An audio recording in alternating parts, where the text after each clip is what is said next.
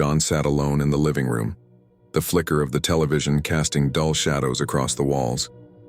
His wife Leah was away visiting her sister, leaving him alone in the house for the weekend. He switched off the TV, tired of the canned laughter and predictable punchlines, and the sudden silence made the house feel heavier. The only sound now was the hum of the refrigerator in the kitchen, a faint pulse in the stillness. The fog outside pressed against the windows, dense and unyielding. It blurred the world into shapeless gray, swallowing everything beyond his yard. John stared into the haze, uneasy. It wasn't the first foggy night he'd seen, but something about this one felt wrong. Too thick, too quiet. Like it wasn't just obscuring the world, but erasing it. He poured himself a drink, savoring the quiet. The fog outside had swallowed the neighborhood in an impenetrable gray, and through the window John could barely make out the shape of his mailbox. He wasn't a paranoid man, but the fog unnerved him. It distorted the world, made everything seem closer than it should be. He poured himself a drink. The clink of the ice against the glass sharpened the quiet. Then came the knock.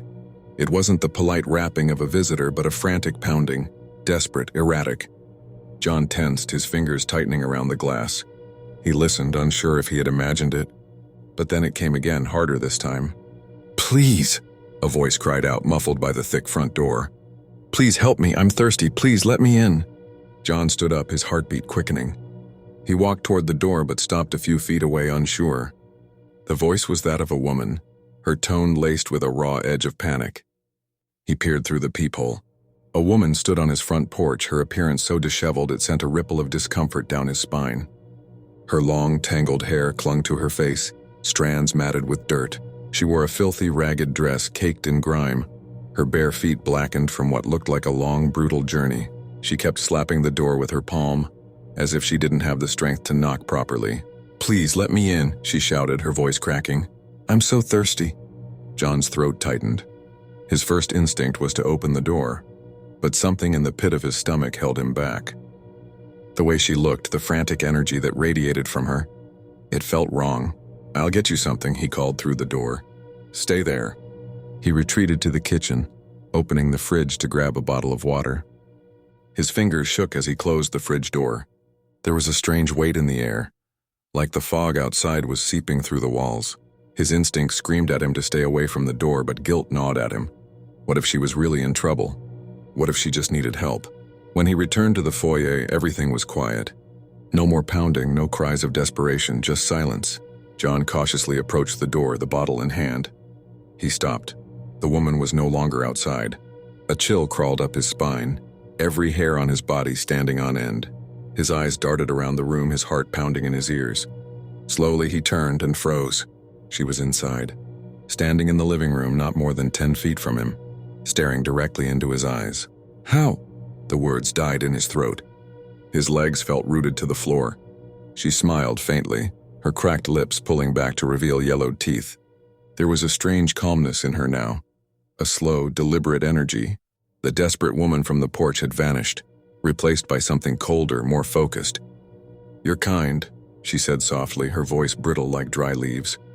"Thank you for the water." John watched, dumbfounded, as she stepped forward and plucked the water bottle from his trembling hands. But she didn't drink it. Instead, she twisted off the cap and poured a small amount into her filthy palm, rubbing the water over her skin, washing away the caked dirt in slow, deliberate strokes. The streaks of grime thinned, but underneath her skin looked raw, almost bruised. She took another swig of water, this time not to drink. She swished it in her mouth and spat it out onto the floor, her eyes locked on his. "Thank you," she repeated, her voice empty, hollow, devoid of real gratitude. "I needed that." John stumbled backward, his heart racing, but she took a slow step forward, closing the gap between them. Her movements were smooth now, unnaturally smooth, like she had shed her earlier desperation. "What do you want?" he asked, panic rising in his voice. She tilted her head, her hair falling to one side like a broken marionette. "Why are you afraid?" she asked, her tone dripping with mock innocence. "You're safe in your home, aren't you? And all I wanted was a little kindness." "I'll call the police," John warned, his voice shaking. Her eyes narrowed, but her smile widened. "Go ahead, I won't stop you." She moved closer, and the sharp tang of soil and rot hit his nostrils. "But you won't make it, John, you know that, don't you?" "How do you know my name?" He hadn't told her, he hadn't spoken his name aloud. A lump of terror lodged in his throat. She chuckled, low and soft. "I've known you for longer than you think." She glanced down at the water bottle, now nearly empty in her hands. "You've been so generous, but this isn't what I need." John felt the walls closing in, his vision narrowing. The air in the room seemed to grow heavier, thicker. The woman's smile faded, replaced by a look of hunger so intense it made his skin crawl. "I'm still thirsty," she whispered, her voice now barely a breath. John bolted for the back door, his body finally responding to the surge of adrenaline. He fumbled with the lock, the handle slick in his grip, and it felt like an eternity before it gave way. He burst outside, the fog swallowing him whole. The porch light barely pierced the haze. The ground beneath him was damp and spongy, like it wasn't solid anymore. But he couldn't stop, he had to keep moving. Shapes were approaching in the mist, vague and shifting, and the air buzzed with whispers just out of reach. "John," her voice called, soft and mocking. "You can't run, you know that, don't you?" He spun around, his breath coming in ragged gasps, but the house was gone. Only fog surrounded him now. The whispers grew louder, overlapping, a chorus of hungry voices. Shadows closed in, their forms just beyond comprehension, and the cold grip of something unseen brushed against his skin. He stumbled, his knees giving out. As he fell, the fog thickened, pressing into his lungs, his veins, his mind.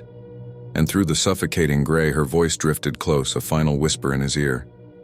"You'll always be thirsty, John, just like me." The last thing he saw was her smile, wide and empty as the fog consumed him.